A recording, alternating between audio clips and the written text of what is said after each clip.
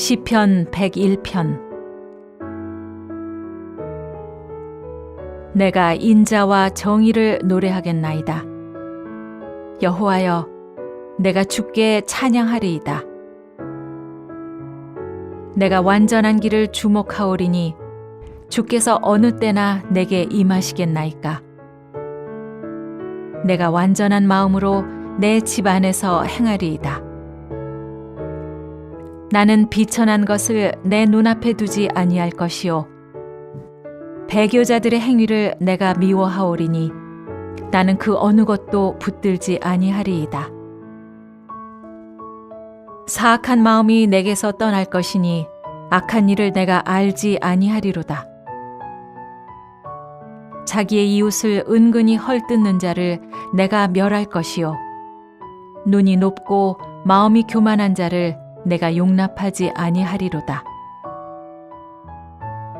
내 눈이 이 땅에 충성된 자를 살펴 나와 함께 살게 하리니 완전한 길에 행하는 자가 나를 따르리로다.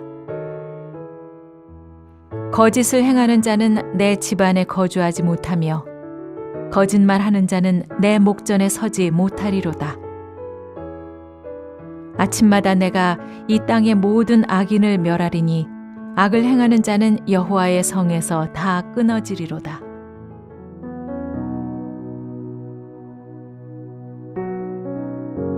사랑하는 물레동교회 성도 여러분, 이 하루도 더 주 안에서 믿음으로 승리하는 복된 하루가 되시기를 주님의 이름으로 축복합니다. 오늘 우리들이 같이 묵상하고자 하는 내용은 시편 101편의 내용입니다. 이 시편 101편은 다윗이 쓴 시입니다. 우리는 시편 121편을 읽어가면서 참 다윗이 믿음의 위대한 사람이라는 사실을 깨닫게 됩니다. 특별히 이 시는 다윗이 이스라엘의 왕이 되어서 대관식을 할 때 하나님께 올려드렸던 기도라고 많은 사람들이 해석합니다. 자, 그러면 영광 가운데 여러 가지 호화스러움 속에 있었던 이 상황을 보면 얼마든지 그가 사치와 풍요와 쾌락을 누릴 수 있는 자리에 올라갔는데요. 그런데 오늘 다윗은 그 위대하고 영광스러운 자리에 섰을 때에 하나님의 임재하심, 하나님의 함께하심을 간절히 소망합니다.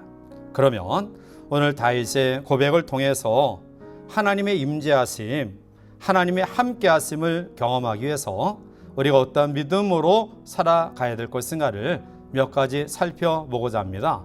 먼저 다윗은 1절에 인자하고 정의롭게 살 것을 이야기합니다. 내가 인자와 정의를 노래하겠나이다. 여호와여, 내가 주께 찬양하리이다 라고 고백합니다. 다윗은 하나님의 인자와 정의를 찬양하겠다라고 고백합니다. 이 고백은 하나님의 인자와 정의를 찬양할 뿐만 아니라 이제 왕에 오른 자기가 이 하나님의 속성을 기억하고 자기 또한 이러한 마음으로 백성을 다스리겠다라는 다윗의 다짐이 이 가운데 내포되어 있는 것입니다. 리더의 기본 여건은 인자와 정의입니다. 정의가 없는 인자는 나약하게 되고요, 인자가 없는 정의는 잔인하게 됩니다. 그러므로 지도자들은 바로 인자와 정의를 겸비해서 따뜻하고 자애로운 마음을 가지고 치려하되 반드시 옳고 그름에 대한 공의로운 판단이 있어야지만이 그 사회를 잘 이끌어 나갈 수 있는 것입니다. 따라서 인자와 정의는 하나님의 속성을 이야기할 때 빠질 수 없는 것입니다. 따라서 인자와 정의의 하나님, 그 하나님의 임재를 경험할 수 있는 삶의 모습은 우리 또한 자유로움을 가지고 옳고 그름을 반드시 분별하며 살아가는 삶일 것입니다. 두 번째로 다윗은 오늘 시를 통해서 하나님의 뜻대로 살아갈 때 하나님의 임재를 경험할 수 있음을 이야기합니다. 2절 말씀 가운데 오면 내가 완전한 길을 주목하오리니 주께서 어느 때나 내게 임하시겠나이까. 내가 완전한 마음으로 내 집 안에서 행하리이다 라고 말합니다. 다윗은 완전한 길에 주목하겠다라고 고백했는데요, 우리가 다윗의 이 말을 들으면서 어떻게 사람이 완전한 길을 걸어갈 수 있을까요? 결국 내가 완전한 길에 주목한다라는 다윗의 고백은 하나님의 뜻을 살피고 그 하나님의 완전한 뜻에 자기의 삶을 내어 맡기겠다라는 지도자의 고백입니다. 다윗이 또 더 나아가 완전한 마음으로 내 집안에서 행하겠다라는 고백은 자신의 삶을 세세하게 바라보는 가족들에게도 부끄럽지 않은 삶을 살겠다라는 고백입니다.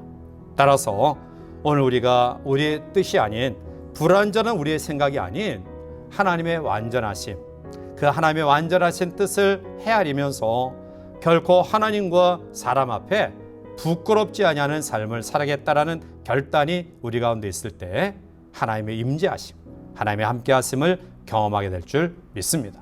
세 번째로 다윗은 오늘 3절에 배교자의 행위를 미워함으로 말미암아 하나님의 임재를 경험할 수 있음을 이야기합니다. 3절에 보면 나는 비천한 것을 내 앞에 두지 아니할 것이요 배교자들의 행위를 내가 미워하오리니 나는 그 어느 것도 붙들지 아니하리이다 라고 말합니다. 다윗은 하나님을 배반하거나 거부하는 사람의 이 모든 행위를 일종의 우상 숭배로 여기고 미워하고 그 모든 것들을 따르지 않겠다라고 다짐합니다. 여러분, 우리가 이 세상을 살아가면서 요즘 우상 숭배를 한다고 해서 그것이 세상적으로 큰 죄를 짓는 것 아닙니다. 그것 때문에 우리의 삶을 제한해서 감옥 안에 보내지 않죠. 자, 그런데 우상 숭배라는 이 죄가 사실은 별거 아닌 것 같이 보인다 할지라도 결국 모든 죄의 출발이 바로 우상 숭배에 있는 것입니다. 작은 죄를 방치하면 결국 우리의 모든 것들을 허물어뜨릴 수밖에 없습니다. 따라서 다윗은 그 위치에서 결국 배교자들의 행위를 용납하지 않겠다, 그것을 미워하겠다, 단호한 그런 결단을 통해 성결하고 거룩한 삶 위에 하나님의 임재하심, 하나님의 함께하심을 소망합니다. 네 번째로 다윗이 우리에게 주시는 하나님의 임재의 비결은 이웃을 겸손하게 사랑할 때임을 이야기합니다. 5절 말씀 가운데 보면 자기 이웃을 은근히 얼뜯는 자를 내가 멸할 것이요 눈이 높고 마음이 교만한 자를 내가 용납하지 아니하리로다 라고 말합니다. 하나님을 사랑하는 이웃 사랑으로 나타나야 됩니다. 물론 우리가 이웃의 잘못에 대하여 정확한 판단을 통해서 또 지적하고 비판할 수 있지만, 그러나 교만한 마음이 들어서 그것을 헐뜯고 상대방을 무시하고 멸시하면 안 됩니다. 결국 신앙생활의 가장 큰 걸림돌은 교만입니다. 따라서 교만은 우리의 영혼을 하나님 앞에 나아가는 길을 가로막는 요소입니다. 그러나 겸손한 그런 마음으로 하나님을 사랑하고 이웃을 사랑하면 하나님의 임재, 하나님의 함께하심이 넘칠 것입니다. 이 하루도 이러한 마음으로 하나님의 임재를 경험하시기를 바랍니다. 마지막 다섯 번째로 하나만 더 살펴보면 진실하게 행동하고 말할 때임을 이야기합니다.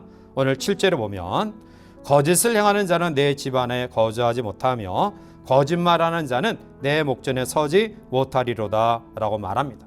다윗은 반복해서 거짓을 행하는 자, 거짓말하는 자라는 유사한 개념을 반복해서 이야기하죠. 그것은 진실한 언행을 강조하기 위함입니다.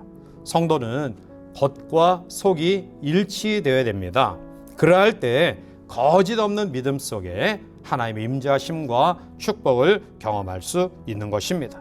따라서 이 아침 다윗의 대관식 때에 그가 여러 가지 세상의 부귀 영화를 갈망하지 아니하고 하나님의 임재하심, 하나님의 함께하심을 간절히 소망했던 것처럼 이 하루 우리가 최선을 다하여 우리의 삶을 살아가지만 하나님의 함께하심, 하나님의 임재하심을 소망하는 믿음으로 출발하는 우리 모든 성도들의 삶 속에 도우시는 하나님의 임재하심의 은혜가 가득 차서 이 하루도 믿음으로 살아가는 복된 하루가 되시기를 주님의 이름으로 간절히 축원해 드립니다.